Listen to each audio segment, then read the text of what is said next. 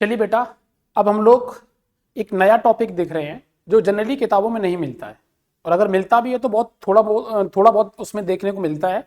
But हम लोग उसको ब्रॉड में देखेंगे और बहुत डिटेल में चीज़ों को समझते हैं। देखिए, अब इसमें हेडिंग डालिए एक न्यू कॉन्सेप्ट के तौर पर, न्यू कॉन्सेप्ट। इसमें क्या बताने वाले हैं जरा समझिए।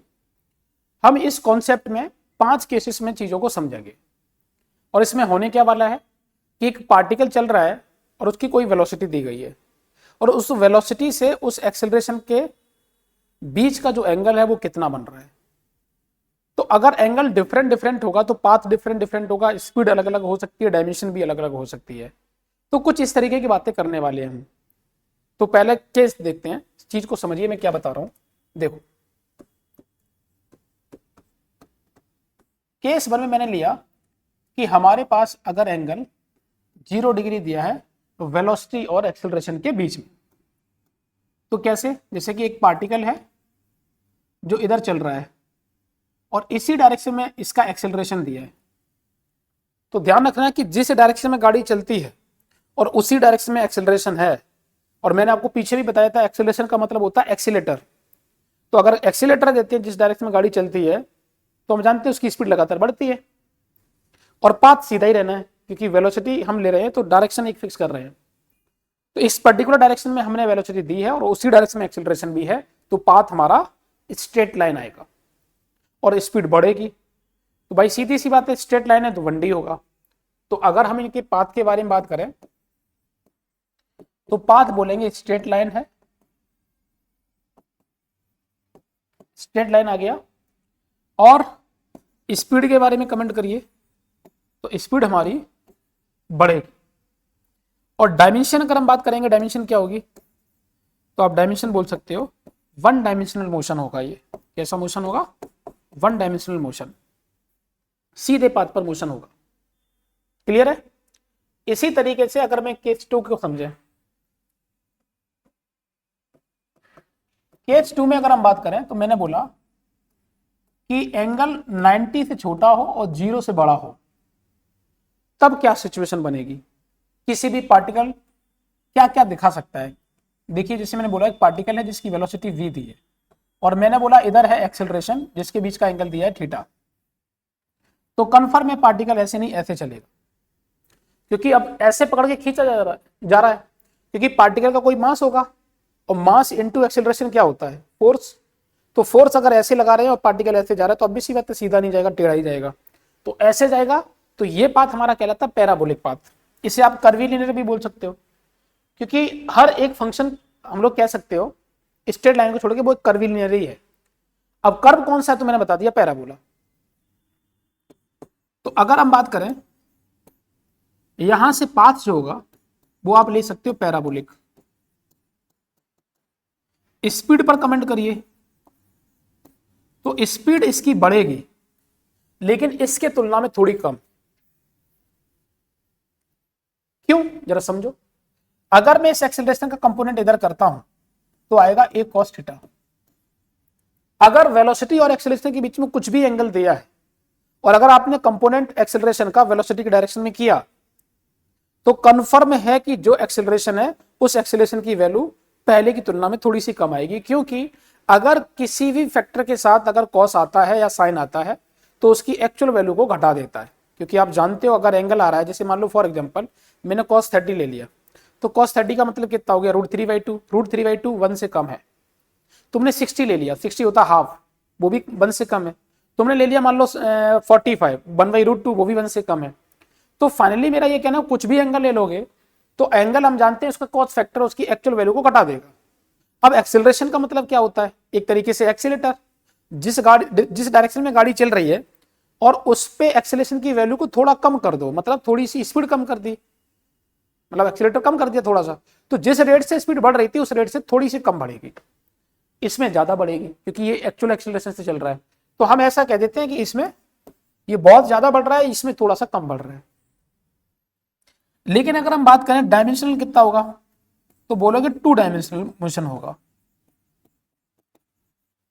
2 डायमेंशनल मोशन, क्योंकि ध्यान रखना कि किसी भी प्लेन पर, प्लेन का मतलब एरोप्लेन नहीं, हवाई जहाज नहीं, प्लेन का मतलब मेरा कह रहा हूं सरफेस, जैसे एक बॉडी एक सरफेस है, और इस सरफेस पर हम जानते हैं दो एक्सेस आएंगी, चाहे जो भी आए, चाहे एक्स आए या वाई आए, वाई या जेड आए या जेड एक्स आए, जो भी आए, दो एक्सेस है, और जब दो एक्सेस को एक साथ मिला के देखते हैं तो वो पूरा एक प्लेन नजर आता है।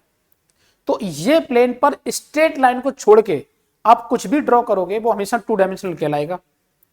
देखिए मैं समझाना चाहता हूं, तुम पहले इसे नोट करो, उम्मीद करता हूं ये बातें आपको समझ में आई होंगी, केस 1 और केस 2। देखिए मैंने क्या बोला कि जैसे ये प्लेन है, आप इस पर एक स्ट्रेट लाइन छोड़ दो, ये तो 1D कहलाएगा, सीधा चल रहा है। इसके अलावा तुम कोई भी पाथ बना दो, कुछ भी जो सही लगे, ये भी टू डायमेंशनल और ये भी टू डायमेंशनल, कुछ भी बना दो, स्ट्रेट लाइन को छोड़ के कोई भी ड्रॉ कर दो, कुछ भी। जैसे पैराबोला भी हमारे पास बनेगा इसी तरीके से, प्रोजेक्टाइल मोशन में देखा होगा आपने, वो भी टू डायमेंशनल। सर्कल वो भी इसी बनता है, वो भी टू डायमेंशनल। तो जो भी इस प्लेन पर बनेगा वो सब के सब टू डायमेंशनल होंगे, सिर्फ स्ट्रेट लाइन नहीं होगा। और हवा में मतलब एयर में अगर कोई चीज चले रैंडम कुछ भी, तो वो थ्री डायमेंशनल कहलाएगी। पानी में जितनी समुद्री स्पीसीज होती हैं, ओशियन स्पीसीज, सी स्पीसीज, ठीक है, या नदियों में रहने वाली जो भी जीव जंतु हैं, वो जो भी अगर उसमें मूव करते हैं वो थ्री डायमेंशनल मूव करते हैं। और हवा में पक्षी, एरोप्लेन, एयरक्राफ्ट जो भी है, फाइटर एयरक्राफ्ट, नॉर्मल एरोप्लेन, तो जो सब के सब ये चलते हैं वो क्या है, वो थ्री डायमेंशनल मोशन करते हैं। तो अगर तुम हवा में और पानी में अगर तुम रैंडम मोशन करते हो थ्री डायमेंशनल कहलाएगा, और अगर किसी प्लेन पर रैंडम मोशन करते हो उल्टा सीधा कुछ भी, तो टू डायमेंशनल कहलाएगा। लेकिन अगर एयर में और पानी में भी अगर आप सीधा चलना चाहो स्ट्रेट लाइन, तो वो 1D होगा। 1D के लिए मैटर ही नहीं करता कि एक प्लेन है, हवा है या पानी है या कोई एक्सेस, क्योंकि एक्सेस तो खुद ही एक वन डायमेंशनल होती है एक्सेस। तो एक्स एक्सेस पे चलोगे तो वन डायमेंशनल, वाई पे चलोगे तो वन डायमेंशनल, जेड पे चलोगे तो वन डायमेंशनल, इस पूरे प्लेन में सीधा चलोगे तो वन डायमेंशनल, इस हवा में तुम चलोगे तो वन डायमेंशनल। तो वन डायमेंशनल के लिए कोई फिक्स नहीं है कुछ, उसे तो सिर्फ सीधी लाइन से मतलब है, वो वन डायमेंशनल कहलाएगा। टू डायमेंशनल के लिए इस प्लेन पर स्ट्रेट लाइन को छोड़ के चलो कोई भी रैंडम पाथ, वो टू डायमेंशनल। और थ्री डायमेंशनल एयर में स्ट्रेट लाइन को छोड़ के कुछ भी चलो, पानी में स्ट्रेट लाइन छोड़ के कुछ भी चलो, वो सारे की तरह थ्री डायमेंशनल। उम्मीद करता हूं आपको बात समझ आई होगी। चलिए देखिए अब हम बात करते हैं केस 3 के लिए। तो केस 3 देखो, केस 3 में मैं ले रहा हूं इन दोनों के बीच में एंगल 90 डिग्री। पार्टिकल ये है, इसकी वेलोसिटी ये है, और ये है इसका एक्सेलरेशन, आपस में 90 डिग्री। और आप जानते हैं जब 90 डिग्री होता है तो पाथ सर्कुलर होता है, पाथ आपका सर्कुलर होगा। अब सर्कुलर मोशन की प्रॉपर्टी को समझिए। अगर कोई पार्टिकल सर्कुलर मोशन में कांस्टेंट स्पीड से चलता है, इसका मतलब हुआ कि उसका मैग्नीट्यूड फिक्स कर दिया आपने। लेकिन पार्टिकल जब सर्कुलर पाथ पर चलेगा तो उसके डायरेक्शन को तो रोक नहीं पाओगे, डायरेक्शन तो चेंज होगी लगातार। तो जब डायरेक्शन चेंज होने की वजह से जो एक्सेलरेशन, क्योंकि वेलोसिटी चेंज चाहे तुम मैग्नीट्यूड चेंज कर दो और चाहे तुम डायरेक्शन चेंज कर दो, चेंज तो माना जाएगा। तो अब पार्टिकल का मैंने बोल दिया कि स्पीड कांस्टेंट है, लेकिन डायरेक्शन चेंज हो रही है, तो वेलोसिटी चेंज मानी जाएगी लेकिन स्पीड कांस्टेंट मानी जाएगी। तो वेलोसिटी चेंज होने का मतलब एक्सेलरेशन होना, और जब डायरेक्शन चेंज होने की वजह से जो एक्सेलरेशन आता है उसे बोलते हैं हम लोग सेंट्रीपिटल एक्सेलरेशन। सर्कुलर मोशन में सारी चीजें हम पढ़ेंगे। अब ये हम इसे लिख सकते हैं AN या फिर AR या फिर AC, मतलब नॉर्मल एक्सेलरेशन, रेडियल एक्सेलरेशन और सेंट्रीपिटल एक्सेलरेशन, तीनों का मतलब एक ही है, जो कि सेंटर की तरफ लगता है। और पार्टिकल का जो मोशन है, जो वेलोसिटी है, उससे परपेंडिकुलर। तो ये किसकी वजह से आता है, इसकी वेलोसिटी के डायरेक्शन चेंज होने की वजह से, पार्टिकल के डायरेक्शन चेंज होने की वजह से ये वाला एक्सेलरेशन आता है जो मैंने ये लिखा है। और जब स्पीड में चेंज आता है तो आता है एक टर्म आएगा आगे सर्कुलर मोशन में, तो उसे बोलते हैं टेंजेंशियल एक्सेलरेशन। तो क्या बोलते हैं हम लोग, टेंजेंशियल एक्सेलरेशन।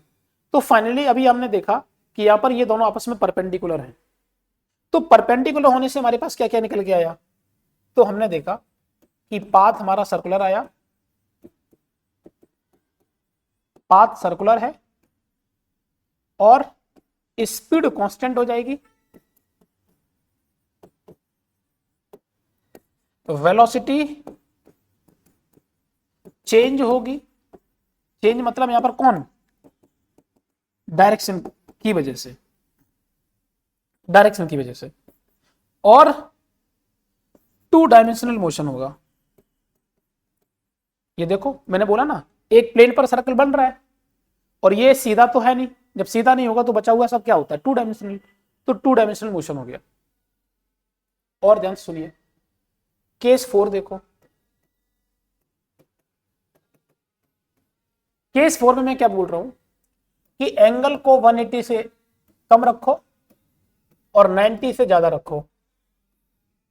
अब ये सिचुएशन कैसी है, पार्टिकल आगे चला, एक्सेलरेशन पीछे है, एंगल 90 से ज्यादा है, तो इस टाइम पर कैसा होगा, पार्टिकल ऐसे चलेगा। अभी भी देखिए एक प्लेन पर है और सीधा नहीं है, जब सीधा नहीं है तो हम इसे क्या बोलेंगे, पैराबोलिक या कर्वीलिनियर बोल सकते हो आप, और 2 डायमेंशनल बोल सकते हो। लेकिन वेलोसिटी के उल्टे डायरेक्शन में एक्सीलरेशन दिख रहा है तो स्पीड तो कम करेगा। चलिए देखिए क्या होगा, पाथ पैराबोलिक होगा या इसे कर्वीलिनियर बोल सकते हो, और स्पीड कम करेगा और साथ में 2 डायमेंशनल मोशन होगा। क्लियर है? चलिए और देखिए भैया, ये केस हो गया हमारा 4, और केस 5 देखो,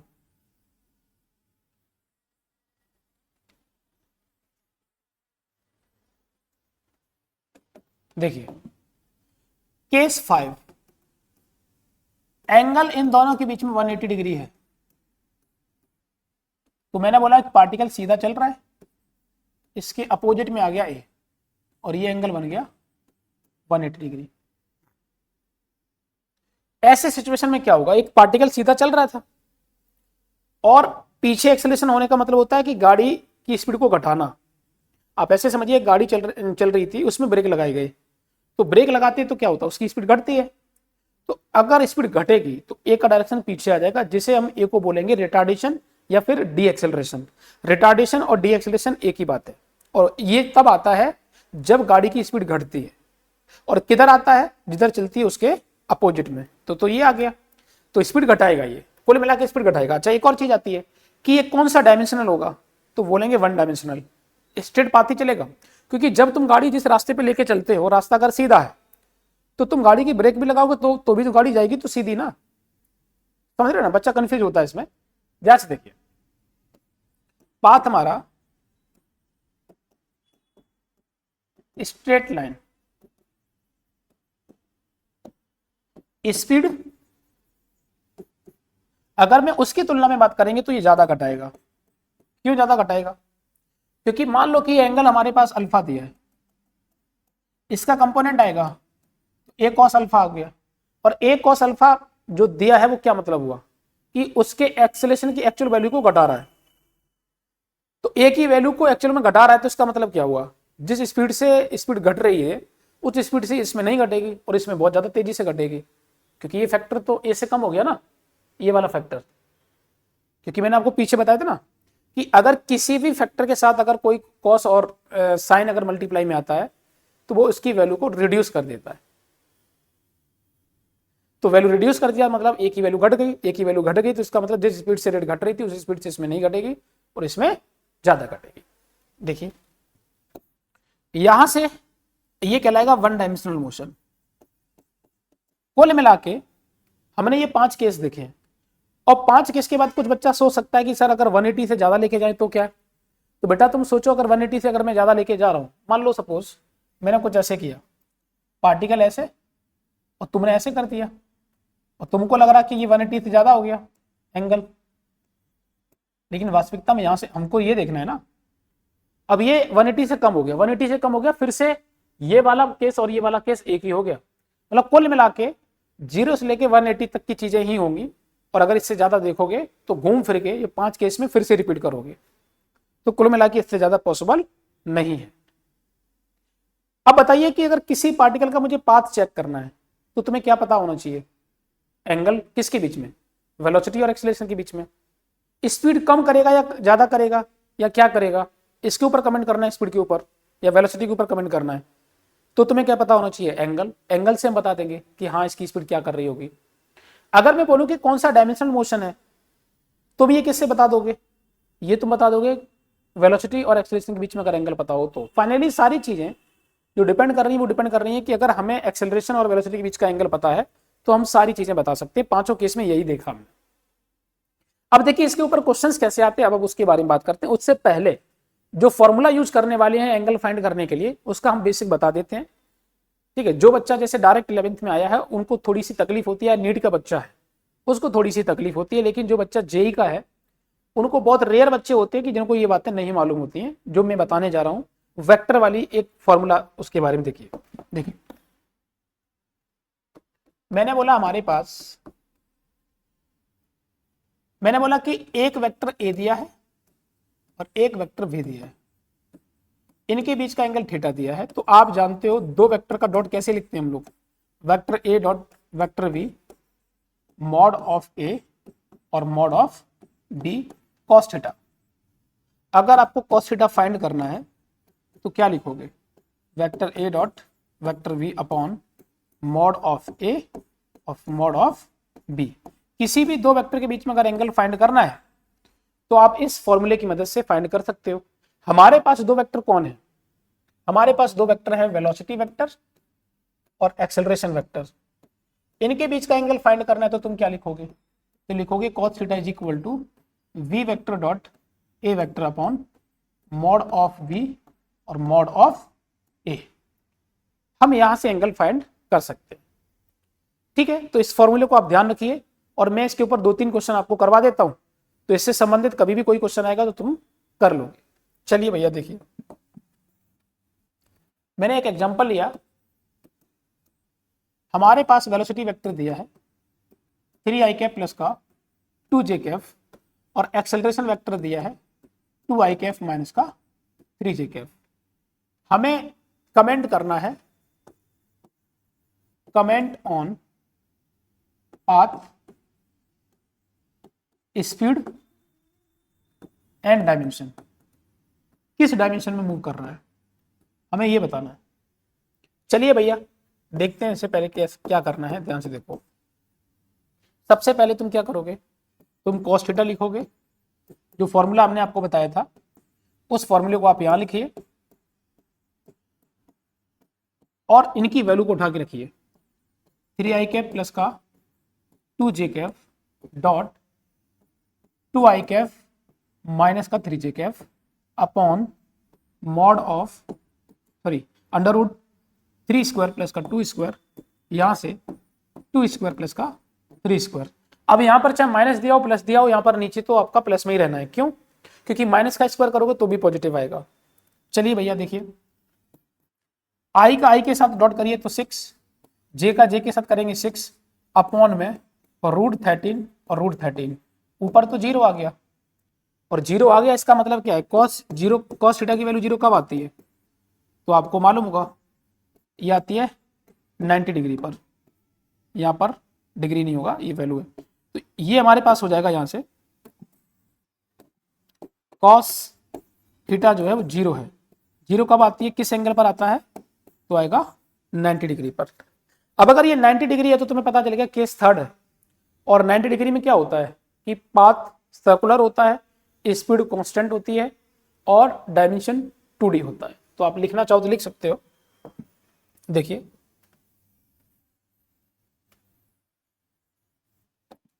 ये पाथ कैसा होगा, सर्कुलर, स्पीड कांस्टेंट और डायमेंशन 2 डायमेंशनल मोशन होगा। क्लियर है। तो देखिए हमने वेलोसिटी और एक्सेलरेशन को दोनों को वेक्टर फॉर्म में दिया और आपने बता दिया उसका एंगल फाइंड करके कि वास्तविकता में क्या होगा। फाइनली जरा सोच के देखिए कि अगर हमें वेलोसिटी और एक्सेलरेशन के बीच का अगर एंगल पता चल जाए तो हम पांचों केस के बारे में डायरेक्ट बता देंगे। यही तो हम सीख रहे हैं। चलिए 2 क्वेश्चन और देख लेते हैं।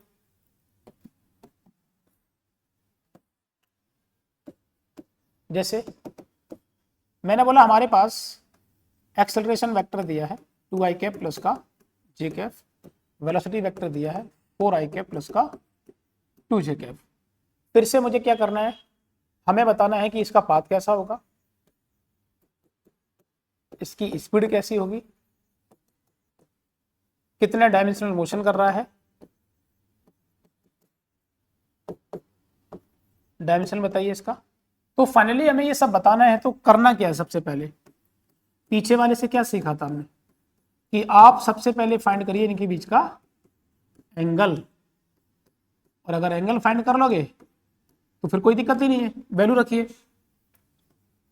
4i कैफ प्लस का 2j कैफ, और यहां से 2i कैफ प्लस का j cap upon under root में 4 स्क्वायर प्लस का 2 स्क्वायर, और ये हो जाएगा आपके पास 2 स्क्वायर प्लस का 1 स्क्वायर। देखिए आई का आई के साथ करिए तो कितना होगा, आपके पास हो जाएगा 8, और यहां से कितना हो जाएगा आपके पास 8 हो गया, और इसका इसके साथ मल्टीप्लाई करिए कितना आएगा, तो हो जाएगा 2, और नीचे देखो और √20 और √5, तो देखिए कितना आ गया, ये हो जाएगा √100, ये 10, ये भी 10, वैल्यू आ गई 1। बताइए cos थीटा की वैल्यू 1 कब आती है, जब एंगल दोनों के बीच में 0 डिग्री दिया हो, और 0 डिग्री पर आपको मालूम है कि हम लोग क्या जानते हैं कि पाथ स्ट्रेट लाइन आता, केस 1 हो गया, पाथ स्ट्रेट लाइन,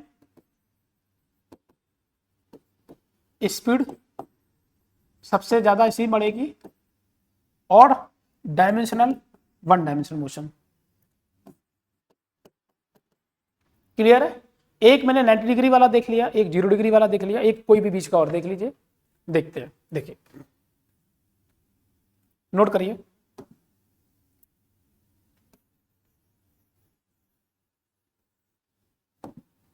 हमारे पास वेलोसिटी दी है 4i कैप माइनस का 2j कैप, एक्सेलरेशन दिया है 2i कैप प्लस का j कैप। हमें फिर से कमेंट करना है कि इसका पाथ कैसा होगा, इसकी स्पीड कैसी होगी, और किस डायमेंशन में ये मूव कर रहा है। चलो भैया देख लेते हैं, आप ट्राई करिए।